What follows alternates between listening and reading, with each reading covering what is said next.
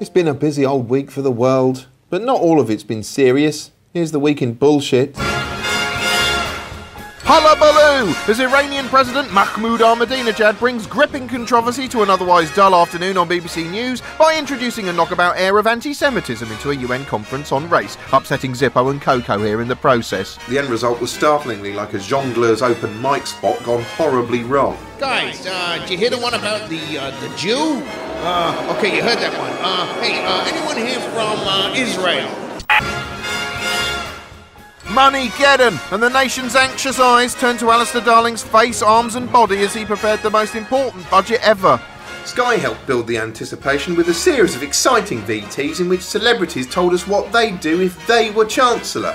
I say celebrities, I mean people like Nick Leeson. He was pictured standing up the side of a cliff like a financial cormorant. Their failure to pay attention has brought Britain to the edge of the financial precipice. The thrills swelled the next day thanks to Ronnie Wood's estranged wife Jo Wood, seen here standing in a wood. In a bid to encourage people to cultivate veg in their window boxes, she said she'd abolish VAT on grow your own seeds. Tomatoes, peppers, aubergines and salads would soon sprout from our flats and houses. Hang on, did she say tomatoes, peppers, aubergines and salads? Tomatoes, peppers, aubergines and salads. Oh, I thought so, yeah. It's my favourite vegetable, that, the salad vegetable. The day after Joe's economic revelations, Roger Daltrey rocked up, standing in a hospital. The lead singer of The Who, standing in a hospital corridor. It's like he's Doctor Who. Yeah, Doctor Who. I don't know why I bother with you. He used his slot to plug the Teenage Cancer Trust, which he's a patron of, and that's fair enough, so we're not going to take the piss. Fortunately, the next day's entry required us to be less earnest, as former jewellery magnate Gerald Ratner outlined his plans while underwhelmingly superimposed on a cheap fold-out projector screen in a variety of locations for no apparent reason whatsoever, while people wandered by ignoring him. If I was Chancellor... Never mind if you were Chancellor, you're a magic talking rectangle and no one's paying you any attention. Class dismissed.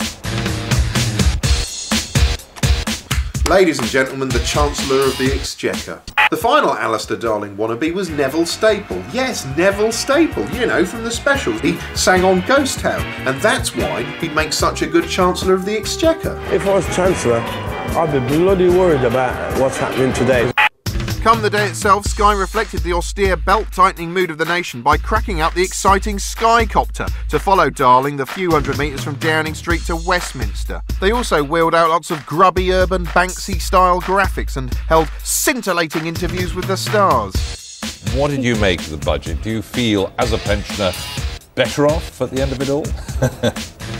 Hang on a minute, is that, Totally terrified. It's Victor Meldrew's wife. I don't believe it. Did you get it? I don't, oh. Just leave me alone. Away from Sky, the BBC covered the Money-geddon budget by highlighting the toxic state of the economy, while FIVE News, which is in no way a dumbed-down source of current affairs, highlighted the seriousness of Darling's debt crisis by illustrating it in the most bizarre manner possible. But this year, Alastair Darling appears a lonely figure at the mercy of events, controlled by forces which give him hardly any freedom of action.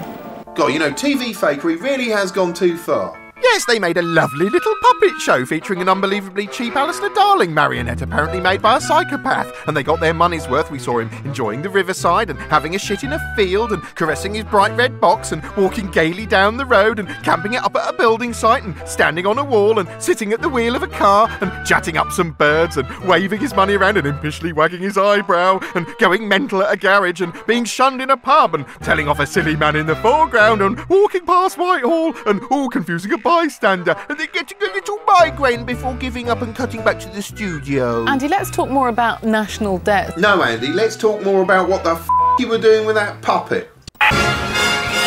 Music! And Dennis Healey takes to the stage of the world's most exhilarating, heartwarming, yet paradoxically shit variety show in the most uplifting event ever captured on videographic tape. I dreamed a dream in time gone by.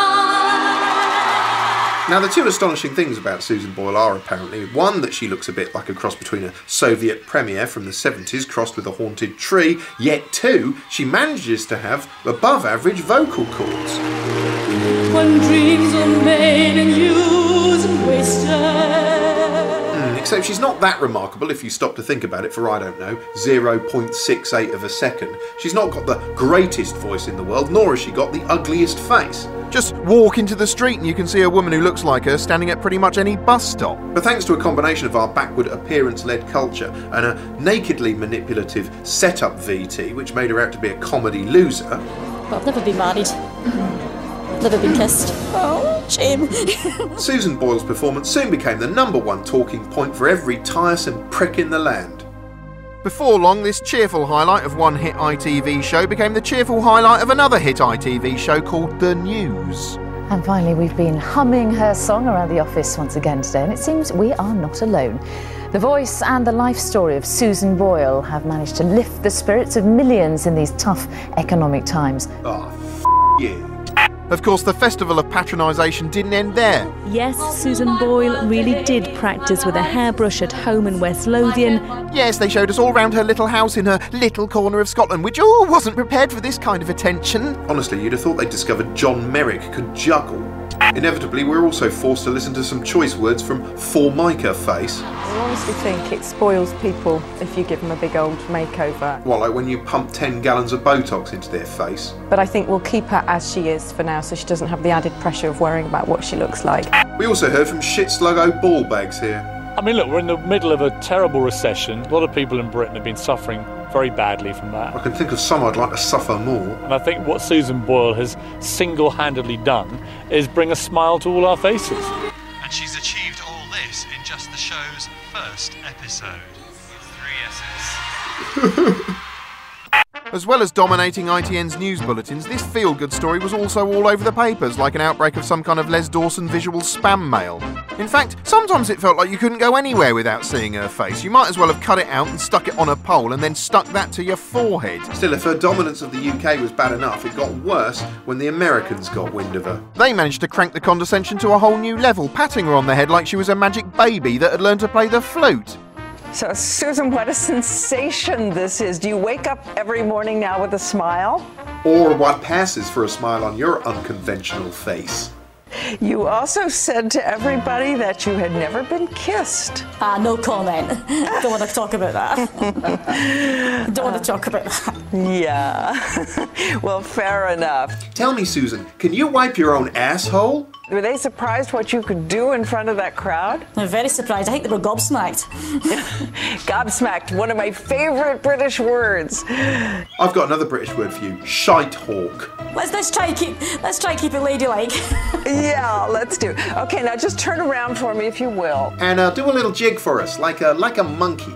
Anyway, this whole saga simultaneously stinks and sucks in equal measure. For one thing, it's a PR story about a not that remarkable event on a televised end of the pier show starring 3 twats, which only became a news story because apparently it's a f***ing miracle that women who aren't conventionally attractive are also capable of exhibiting any kind of skill whatsoever. But instead of being allowed to find this depressing, we're told that actually it provides hope for us all. Susan Boyle has shown us that there is hope for humanity. Basically, instead of being feel-good, this whole thing strived to make me feel unbelievably and unbearably alone on this stinking fetid kidney stone we call a planet. Still, maybe a little song will help me get through it, yeah?